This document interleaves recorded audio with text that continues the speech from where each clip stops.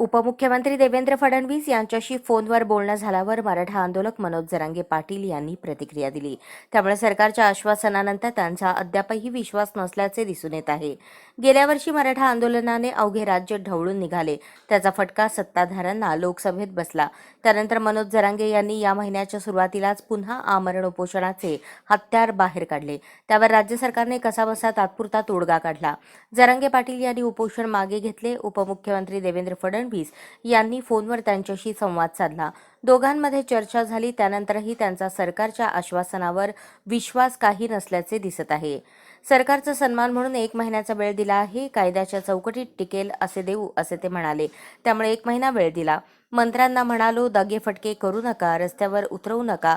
तुम्ही नाही दिलं तर विधानसभेला 4-5 समुदायाचे लोक एकत्र मैदानात उतरणार आहेत, असा इशारा त्यांनी राज्य सरकारला दिला.